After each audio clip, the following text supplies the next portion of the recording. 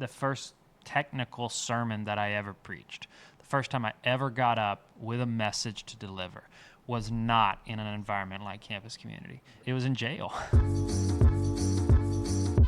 Welcome to Walking with the Wise, where our mission is to help you grow by learning from the practical and actionable wisdom of Christian leaders.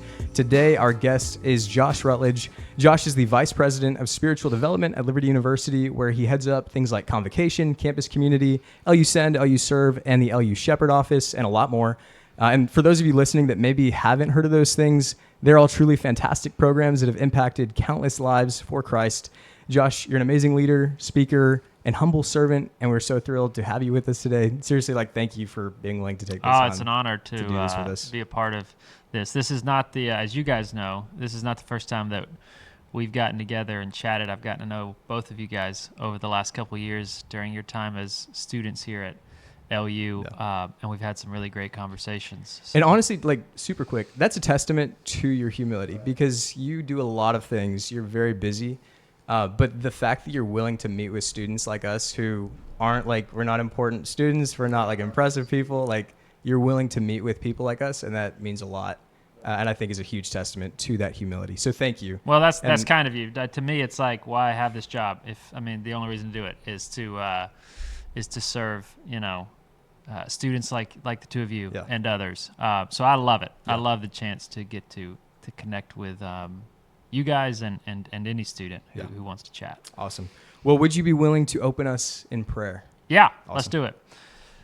Father, we thank you for this day. Thank you for this time. Thank you for my friends here who have always been an encouragement to me as just these two young men who have a lot of vision, a lot of enthusiasm, a lot of zeal. So, Lord, I pray that you would bless them, bless this podcast, bless the work that they're doing in and through it. Bless our time here as we chat. This is all about you. Amen. Before we get into the first question, I was asking Sam before, and I think a lot of people would want to know, have you ever had like a fun nickname? We're thinking like JR, Lil Ruddy is a big one. Whoa. I've heard go around. Have you ever had any fun nicknames? Like close friends would call me JR. JR, okay. Yeah. Okay. So close friends on mainly on some of our team and whatnot would call me JR. J Reddy's new. I don't know that one, but I think Sam said Lil Ruddy. Oh, he's better. Yeah, I've never heard that one. If you ever get into a rap career, there you go. I see that. Done. Yeah. So yeah. Okay, thank you for that. Yes. First question for our listeners. Nate, rapid fire, you mentioned a lot of things you're over. A lot. Can you give a more detailed idea of what you do at Liberty? Yeah. So the official title is Vice President of Spiritual Development, and the easiest way to understand that is the Liberty is structured in such a way where we don't outsource spiritual life to a third party. And what I mean by that is the largest voices when it comes to spiritual life in our students don't come from, say, a parachurch collegiate organization. Like Liberty goes, well, that's us. Like we should be responsible for that. So I'm not aware of any Christian university on the planet that invests more resources, time, staff into the spiritual development of its student body than Liberty. And the way that's structured here is we've got a centralized co-curricular spiritual life office. By co-curricular, I mean non-academic, right? So I don't teach, in an academic setting or anything like that. OSD is a co-curricular department that serves that overall academic institution from a spiritual life standpoint. We do that through a couple primary areas. You mentioned at the beginning of this, Convocation and Campus Community. Those are the most public things that we do. Those exist under a department called LU Stages that runs those sort of big public gatherings. But the real heart of what we do is on a more granular level. Our LU Shepherd Office is really they're the infantry. So if LU Stages and the big events is more of your air war style approach, like the real work is down on the ground. In terms of our community group leader model that exists under the LU Shepherd Office, our resident shepherd program exists under the LU Shepherd Office, trying to account for every student here from a spiritual life standpoint. LU Serve is the arm of what does it look like to get off this campus and serve in our community. LU Send is the team that goes, all right, not just get off campus. How do we go abroad? How do we take that and send Liberty students all over the world? Our Liberty Worship Collective is if you're a Liberty student, you know it well. It's our in-house sort of worship team. They lead worship at Convo and Campus Community. We have an online sort of arm of what we do that's primarily like a prayer arm. It exists out of the LU Shepherd office for our online team, and we've got a sort of creative arm that helps oversee everything that I just described. So works out to about 90 full-time staff that wake up every day and are just thinking about the spiritual development of the student body here at Liberty. So I have a tremendous team of people. There's around 6 executive directors, 1 senior director who's probably my sort of closest, arm when it comes to just management and oversight, and that's the job. So I oversee those areas, report up to our chancellor, Pastor Jonathan Falwell, and so he ultimately is our sort of spiritual oversight of the entire university, but obviously OSD, because of its unique role, is just a direct report up to him. So yeah, that's the team that I get the privilege to serve with and under. So that is that's a big team. That's not it that's not really a small is. undertaking. Yeah, it takes a lot to it takes a lot to, if you're actually going to try to go, all right, just from a residential standpoint, if you're going to go, all right, there's 16,000 students, how do we actually account for all of them? Yeah, you're going to have to come up with I had a buddy, I won't name the name of a school, but I had a friend who he's a campus pastor at another institution. No, it's a great place, like nothing against them, but he called me up, this was a couple years ago, and was asking for some advice, asking comparison of model. And I said, how many folks are on your, now they're admittedly a smaller school than Liberty, if we're 16,000, they'd be, I don't know, probably a fourth of that. Okay.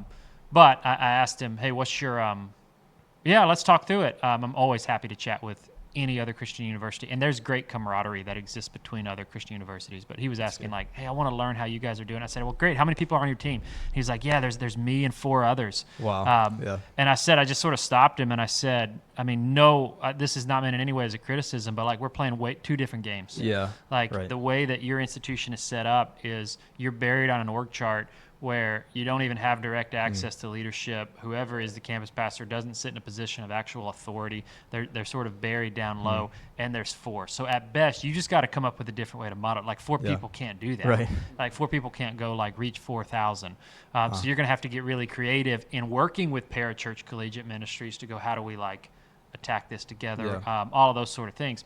It is what it is. It's no slight to them, but Liberty just takes a different approach. And Liberty goes no, if we're actually going to do what we say we do, then that's going to require an investment. Sam said, put your money where your mouth is. No doubt. There's no doubt. What a picture of that. 90 full-time staff dedicated specifically to there's that. no scenario. I get, I get credit for things that I don't deserve. There is no scenario where I could even begin to do what I do if it didn't start with the leadership above me, honestly the board of this, going, no, we're going to double down on that. We're not going to step away from the intentional investment in the spiritual life of our students. So it's a tremendous credit to Liberty. So obviously you're leading a lot of people, you're in a position of great influence. You didn't start there. Right. And I was actually having a conversation. Not at all. We were talking about Camp Com. So your teaching came up. And the person I was talking to, they said, man, Josh Rutledge, everybody on this campus admires him. But she said, he's such a mystery, man.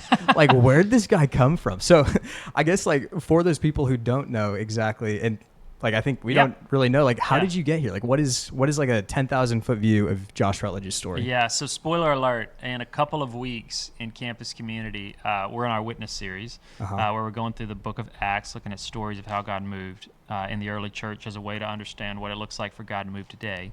In a couple weeks, I'm going to be in Acts chapter 9. I'll be teaching out of Acts chapter 9, and it's Paul's story. It's the conversion of Paul. Yep. It's the famous, all right, Damascus Road experience. And I've never done this before at LU's campus. I typically don't to your point, I don't like to just talk about myself a lot. But I felt like as I was praying and getting ready and starting to think about that message, I think the best illustration of it is just going to be like, I got to just share like a bit of my own, what I want to call my own sort of bright and blinding light. So I've titled the message like this bright and blinding light. And I think some Awesome. people just think of I'm it excited. as, I think some people just think of that story purely from the lens of like, what a crazy conversion that Paul experienced. And the way I understand it is, for sure, and that happens in the life of folks, but I think it doesn't just have to be a conversion in terms of like, I was not a Christian now, and then God did this crazy intervention, bright and blinding light, and now I'm a Christian. I think that actually happens in the lives of Christians too. Like, so what got me here to Liberty is not a story of like, I was lost and then I was found and then I ended up in ministry, as much as like, no, I was a Christian and I was moving in one direction in my life. I wasn't living here in Virginia. I didn't go to Liberty, but I was on a career trajectory, and there was nothing wrong with it. And in my own life, so this will be a little teaser for what's to come in Campus Community. You can tune in for the full sort of story there, but in a couple of weeks. But I was on a career trajectory where I thought, this is what I want to do. I was a faithful member of the church, had been my whole life, and I don't know another way to describe it other than God just interrupted a lot of what my plans were. Yeah. And they weren't bad plans. And I didn't know what it looked like at the time, but I felt this deep sense of conviction in my own life. This is now close to 15 years ago. So I just graduated from college when I had this year. My wife would serve as evidence of it if she was here. Like, yeah, like that's how we described it back then. Something happened the year after I graduated from college. I got married. I was one of those types who like graduated, got married kind of deal pretty quickly. I was the ring by spring, for sure. But that first year of marriage, it's not like anything went wrong, as much as I felt this deep sense of is a very unsettled spirit and I couldn't name it. It just felt very restless. I remember telling my wife I felt like I was just in this blender, but I didn't know what it was like. I didn't know if there was a point to it. And it was deeply, it was really spiritual. I started to wrestle and was reading my Bible with just trying to figure out what's going on. Why am I not content? Where's this sort of unsettled spirit coming from? Long story short, ultimately I got to this point where I felt like that a lot had been given to me, that I had so much to be grateful for. I had this tremendous upbringing. I'm one of those types that my sort of own testimony is I don't remember a day that I didn't know Jesus. I've had these moments where, and I'm going to talk about this in the sermon, I've had these moments where I have had these kind of like punctuated, like call them experiences, call them whatever you want, but these moments where I have become more aware of what I think God had already been doing. So it's more of just growing in awareness of what had already been done. Right.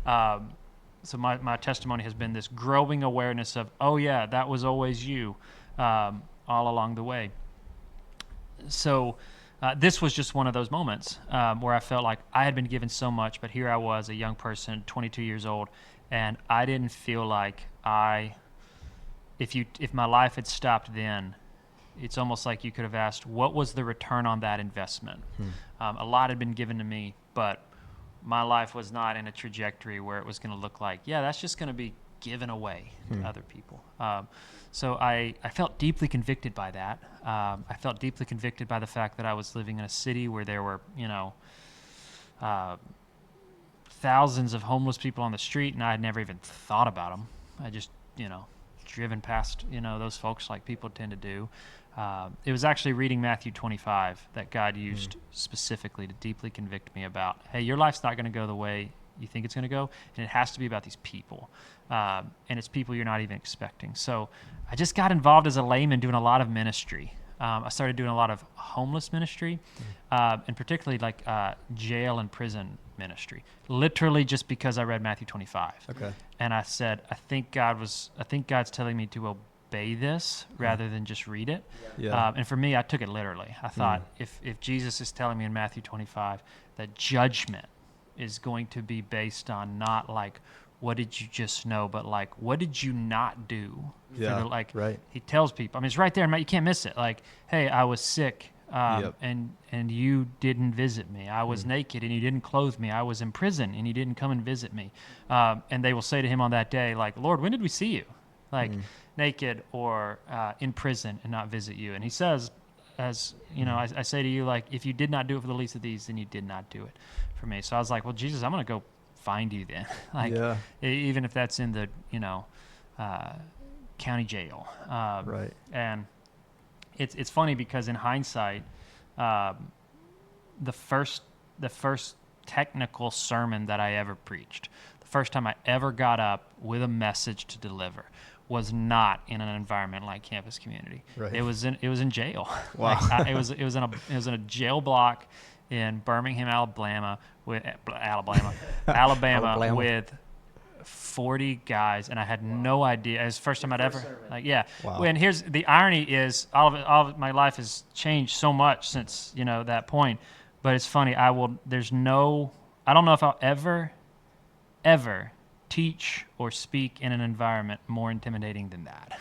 Wow. Right? So it's all downhill from that. Like, there's no crowd that is as intimidating. And just for as, context, for people that aren't from Liberty, this guy speaks to 10,000 people on a very regular basis. So just to put that in context. I really did. I cut my teeth. Not in a homiletics course. I cut my teeth in how do I talk to people that are wildly different from me. Yep. And it really did. It forced me. It's not like I tell people, hey, if you really want to try to grow in your communication, go do that, because it's not like that's easily available to everyone. But for me, in the providence of my own story, that ended up being I really did learn how to try and communicate by talking in a pretty strange environment. So from there, that ended up being all of this mission that I ended up being involved as a layman, ended up being the catalyst for then going into a local church there, going on staff there. It was a call out of where I'd been before and into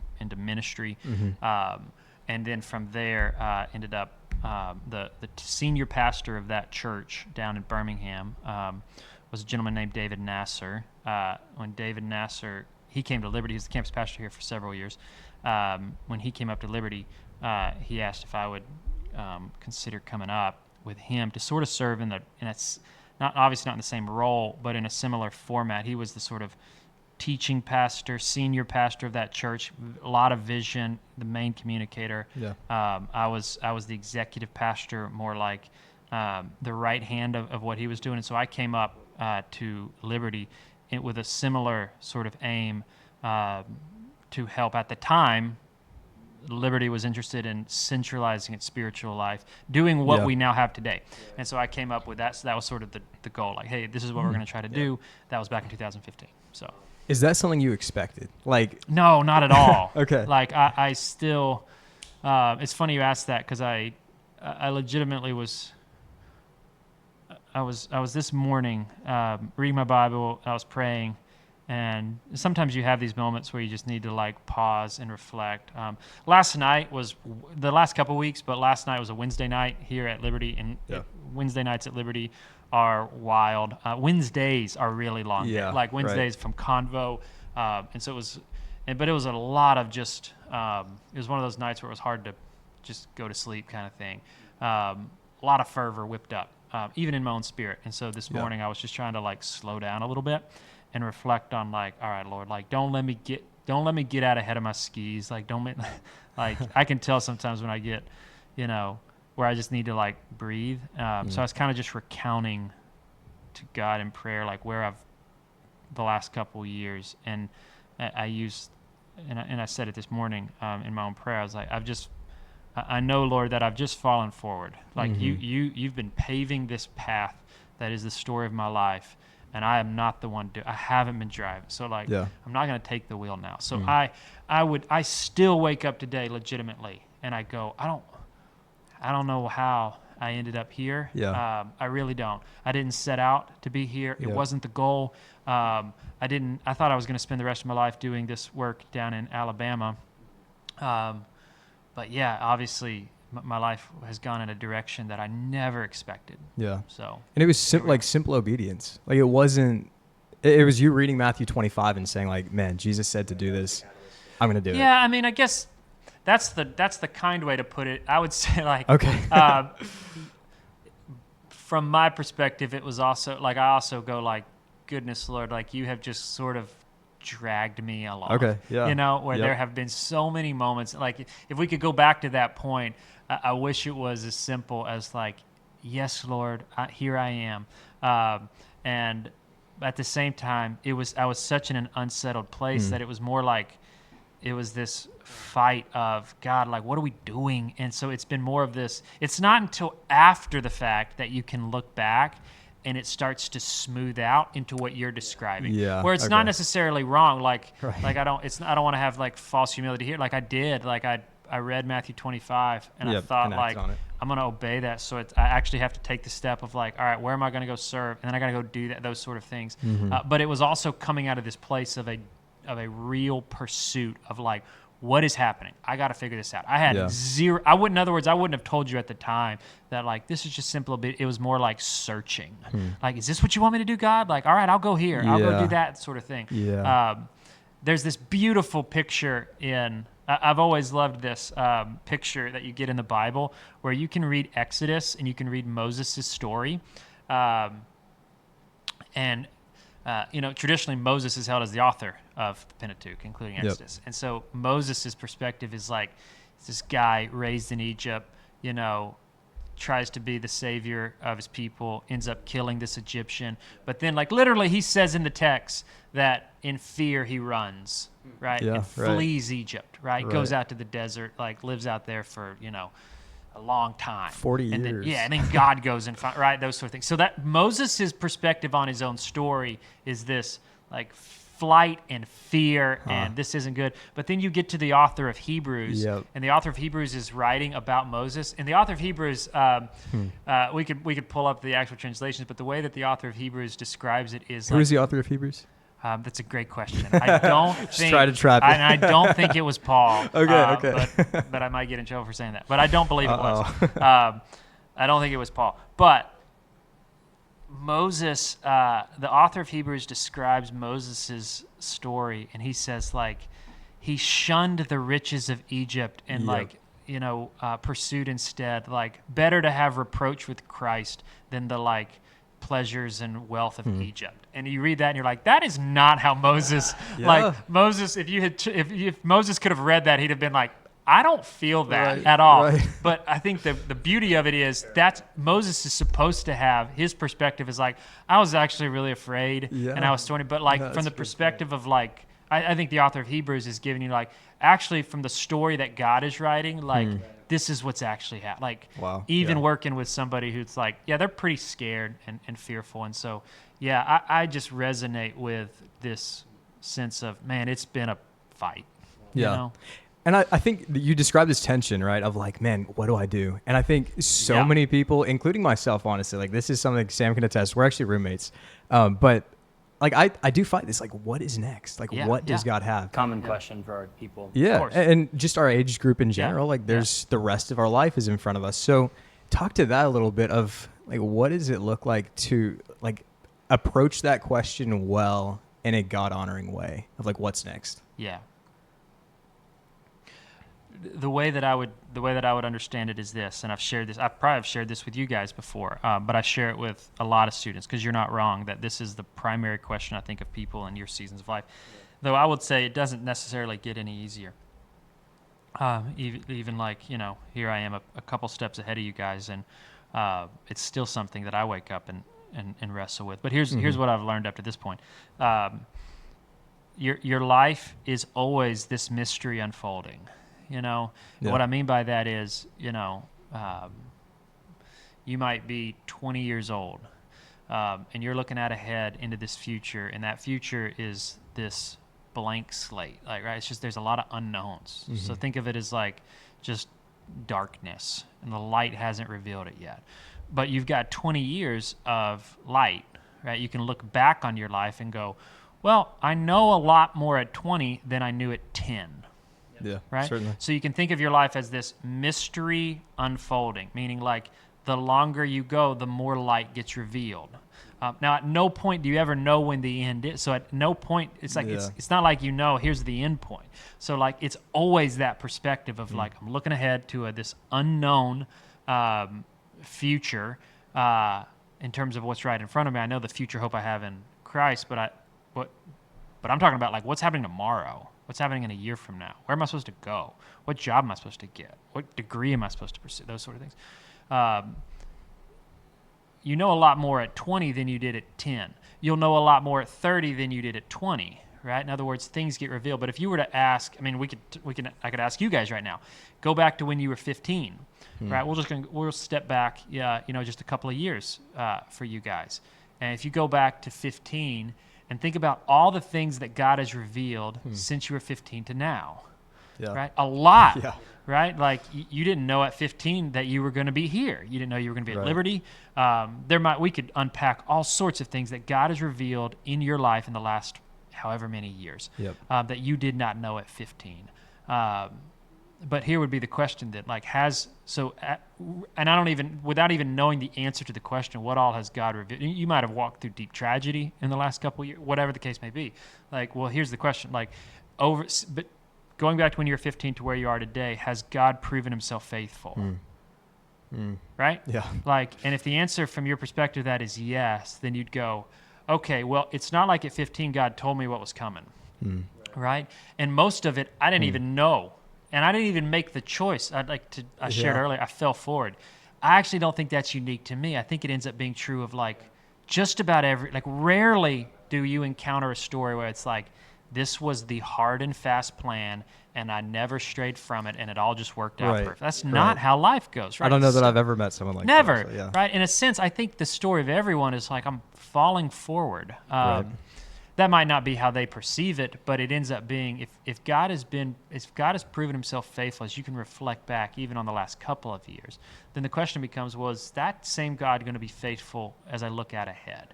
And if the answer to that, again, is I think so, right? Yeah. Then I would say, well, that's called faith. So what should I do with that then? Does it mean that I get the answer to everything that's going to be revealed? No. But what it does mean is I think what God would rather me do is really zero in and focus on what he has revealed. And spend a whole lot more time focusing on what has been revealed, and not so much on what he hasn't. But we get that backwards. We spend most of our time obsessing over what hasn't been revealed at the expense of what has been revealed. And I think faithfulness would look like trust that God will reveal what he needs to reveal when that is time. He will write the story. You be found faithful to what's right in front of you. So if you're listening to this and you're a sophomore and you're 19 years old, what's given to you is to be found faithful as a 19-year-old sophomore, right? You're not a senior yet. Who cares, right? God will reveal that if that's in his plans in the future. But right now it's how do I take ownership of what I do know and spend myself on that as a sophomore? I'll get to junior later, but right now I'm going to be this. And I think you do that, and if you can be faithful with that, then you wake up by the time you're 25 and 30 and go, man, it's the same thing. He's still faithful. Yeah. Our freshman year, you actually spoke at a Camp Com. I did, yeah. Yes, on God's will, I think. And I remember you were very practical with it. You said, I think you challenged everyone, and we want to be practical with this time. So I think the challenge you gave was everyone take out a piece of paper and write out where you are. Exactly. Do you Great remember? Memory. Of course. Can you give a 1 minute, 2 minute challenge just to the people listening? Yeah, it's funny. I think people always ask, especially college students, take out a piece of paper and write down your dreams, right? And so everyone writes down the dreams that they have, and there's nothing wrong with that. Your goals, those sort of things. And I kind of wanted to flip it, and I said, I don't want you to write down your dreams. I just want you to write down what you know. In other words, write down what is true about you, and not even true in your own conjecture. objectively true. Yeah. So I think I started it by saying I went first, and I was like, my name is Josh Rutledge. That's a really good place to start because it's a good reminder of like, you didn't even pick that. Wow. Right? Somebody Yeah. else picked that name. So Yeah. someone picked your own name. My name is Josh Rutledge. I'm this, I don't remember what year that was, but I was like, maybe it was 3 years ago. I'm 34 years old. I'm married to my wife, Meredith.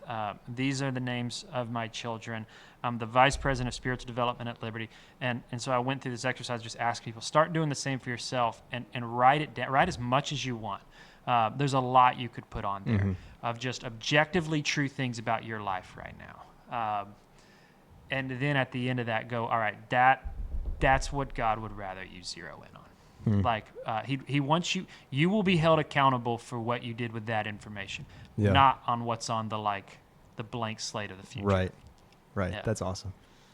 Sam, you have a question. Yeah, I've been you wanna dying to ask. ask a specific question actually since the beginning of the semester. At community group leader training, you spoke with Dondi. For our audience who don't know, Dondi Costin, our president, who everyone loves. Absolutely. He gave you a very nice compliment. I remember he said that of all the young leaders that he has seen, that Josh Rutledge is in the top 1%. That's a nice compliment, especially coming from Dondi. Yeah, Who's a major general with 2 PhDs and 5 masters. He's very accomplished. Very nice compliment. What, in your estimation, are the things that make you, in Dondi's opinion, the top 1%? What is it that you focus on that other leaders might not? Oh man. I mean, first off, I was just, super flattered, and humbled to hear that from him. I have tremendous amount of respect for him and Pastor Jonathan both. They've got years of experience, years of leadership. To your point, he's a 2-star general. He's obviously led at a level that I haven't even touched. Honestly, I don't know in the sense of exactly what he would say. I'd like to think it's because I'm trying to pursue leadership from the standpoint of, first and foremost, my own relationship with Christ. First and foremost, I try to put people first. I try to. I have this thing with our team where I go, I want to be the kind of staff and culture where 20 years from now, even if God has taken us in wildly different directions, and if I saw somebody who was on our team from 20 years ago and we were passing each other on the street, would one of us want to walk to the other side? Because however we treated one another back then, maybe we even got the mission done. Maybe we did a great job and the results were there. But if it ended in I don't even want to talk to that person anymore, then something's radically broken. So I'd rather be the kind of place where you don't always have control over this, but I want to be the kind of place where even somebody who's no longer our team years down the road, I could still see them be like, oh man, do you remember when we got to work together? I think that's possible, but I think it requires you going,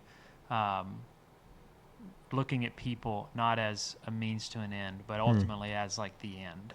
And if you do that, I actually think you don't have to sacrifice a high pursuit of excellence in things. And so that's kind of how I try to lead. But honestly, and I know this is sort of a cliche answer too, it's also in the most simple way, if you surround yourself with people who are better than you, then you end up getting credit for things that you don't get credit.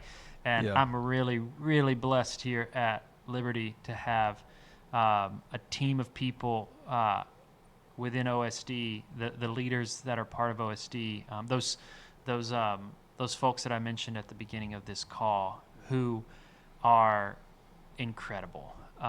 Lou Wider's one of our executive directors. Lou Wider's been here at Liberty for decades, knows this place like the back of his hand. And the fact that in my 10 years of being here, he's been a confidant. He's been with me, supportive, humble, is a giant reason why I've had any measure of success. Same with our other teens, the Wes Franklins of the world, the Kevin Hugleys of the world, Ashley Lasan at LU Stages. She and I have worked together now for 10 years. One of the most trusted leaders that I've ever gotten to work with. You work with somebody for 10 years and you get that there's such value. You get to know each other really well, and you've been around the lap that many times. You can start to operate at a higher level. Our senior director here is a woman named Abby. She's light years ahead of me in terms of organizational capacity. She's an absolute legend here at Liberty when it comes to just administrative and operational excellence. So like I get a ton of credit that like it would be really naive and a lie for me to just like go, yeah, that's me, you know. Man, it is those folks. Matthew Paul, our creative director, is in that exact same boat. Just really great people.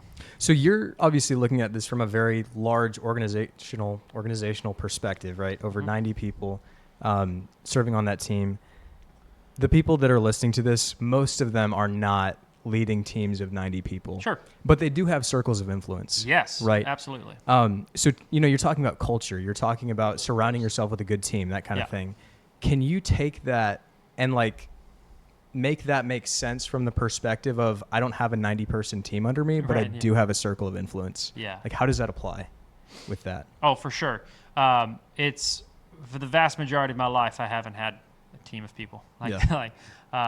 Also, shout out to Audrey Hammond, who I did mention there. She's exec director of our LU Sin team. We shared her story in CampCon last night. Oh, yeah, that was awesome. She's another just absolute legend around here.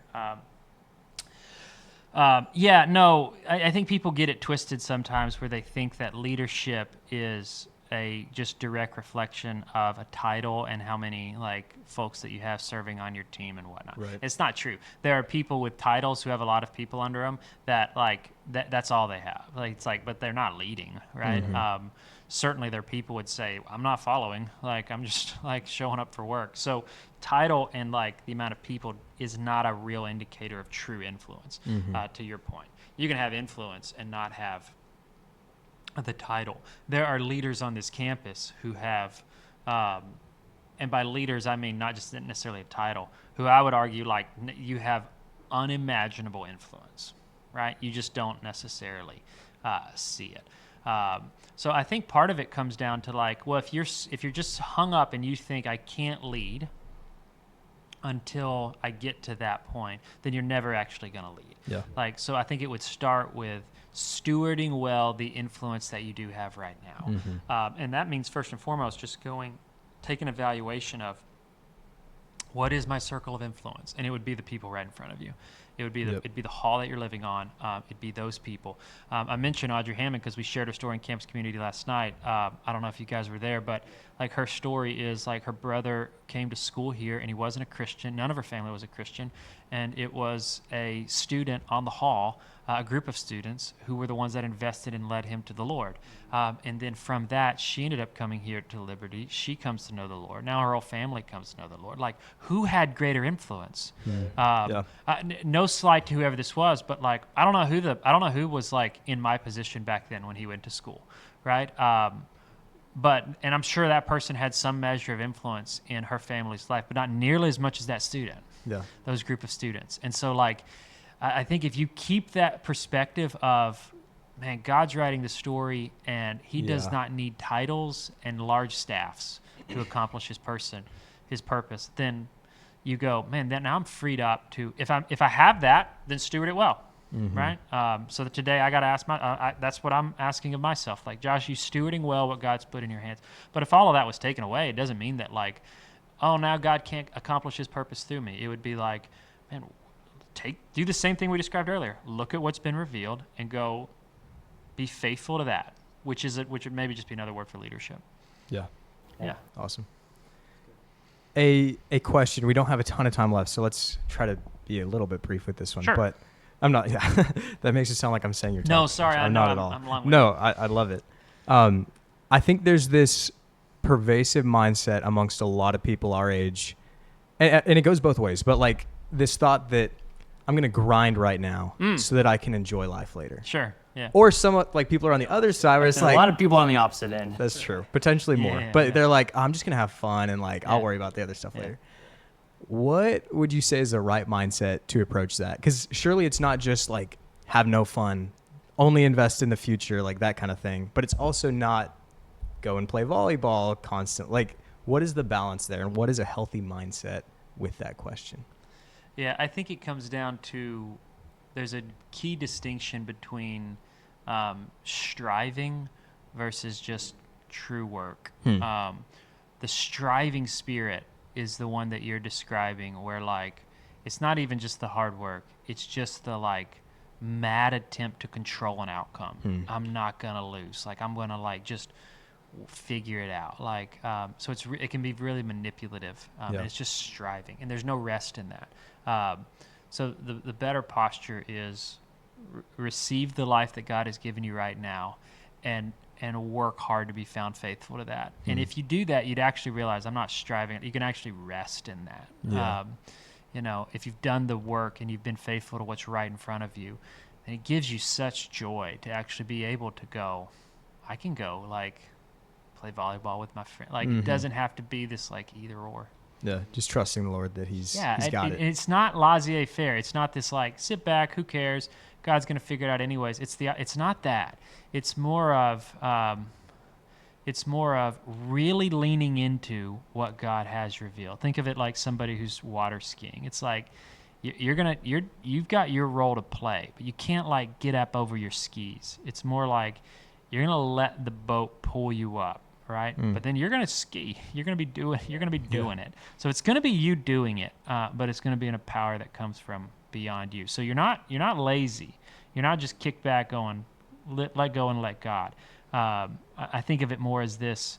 Man, I am leaning in to what God has revealed to me, and I'm gonna spend myself on what has been revealed. But when you do that, you realize it actually isn't just this life of grind. Yeah. It's actually a lot of joy. Right.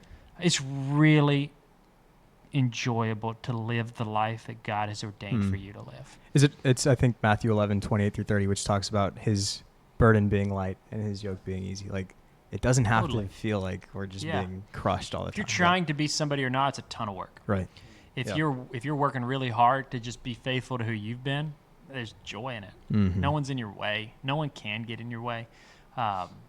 It's hard to stay in that spot though, because you get pulled in a lot of different directions. Yeah. We have 3 rapid fire Let's questions. go. Ready? Let's Yep. do it. Numero uno. What is your favorite Bible verse and why? Ephesians 5:1. Be imitators of God as dearly loved children and live a life of love, just as Christ loved us and gave himself for us as a fragrant offering and sacrifice to God. I think it's literally the entire gospel in these few short verses. Yeah. We've loved watching your book club this summer. Let's go. Yep. What is you and a few others? what is a book that has most impacted your life? Man, I've named a bunch of them on the thing.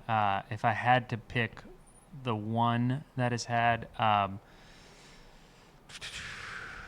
going to cheat. I'm going to go author. It'd probably be C.S. Lewis. Okay. Yeah. Can you choose one specific? I don't think I could choose one of Lewis, but I can't. Okay. I'm just Lewis, gonna go Lewis. read it all. No. Read it all. Okay. Truly, read it all. Yep. Okay. Yep. That's good. Number 3. What one action would you most challenge our listeners to take?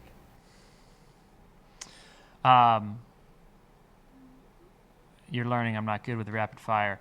This is a deeper rapid fire. It is. That's a little deeper. Yeah. The question is fast. The answer does not. I was just talking with a colleague about this today, and we were talking about some of the struggles that our students have with these patterns of habits and these long-held strongholds of sin. Yeah. Long-held strongholds of sin in our life. And here would be my number one sort of advice to somebody in that sort of spot. If you find yourself in this like long habitual pattern of ongoing sin, it can seem like this insurmountable mountain, right? It can seem like this impossible thing, and it feels really powerful, which is why people jump to like, this isn't even like, this is just spiritual warfare at the highest level. you'd be shocked how much change you could experience just if you started to mess with some of your recurring habits. In other words, whatever you're struggling with, nothing is going to change simply by living the same your life you're living now. But you'd be shocked if you started to like mess with some of your rhythms and routines. It's sort of the proverbial story of like the alcoholic who's been an alcoholic his whole life, but then all of a sudden like he takes a different route home and it doesn't pass him by the liquor store, and all of a sudden that isn't the trigger then in his head. It doesn't mean he's all of a sudden not an alcoholic, but all of a sudden now like it starts to mess with this. Like most of these strongholds are held up on stilts. They're held up on little plastic twigs that like are just these patterns and habits that are actually pretty easy to break. And if you broke it, like just so for what would that look like practically for somebody listening to this? Like I would evaluate what I'm listening to, what I'm watching, who I'm hanging out with, and where I'm going. If it's as simple as like, man, I'm really struggling with this thing, it's like start doing little things to just break habits. Like I'm not going to be in bed with my phone, or I'm not going to go to this place. I'm going to take this different route home, or I'm going to tell this person I can't be with. Like this is what happens every time we start changing up some of those rhythms, and you'd be shocked how much like change you would experience. You'd be shocked how much some stronghold that you thought was a stronghold, it crumbled because you took a different drive home. Yeah. Awesome. Sam, would you be willing to close us in prayer? Yeah, Awesome. absolutely. That's right. God, thank you so much for Josh, for his wisdom here. I'm thankful for not just the 45 minutes we've had here with him, but for his obedience, maybe a falling forward type of obedience that we've heard about over the past several years. I pray, God, that you would bless the listeners to this, that you would soften their heart to hear what he has to say, that the words we speak would be piercing and they would cause action. We just love you very much, God. We pray this in Jesus' name. Amen. Amen. Amen.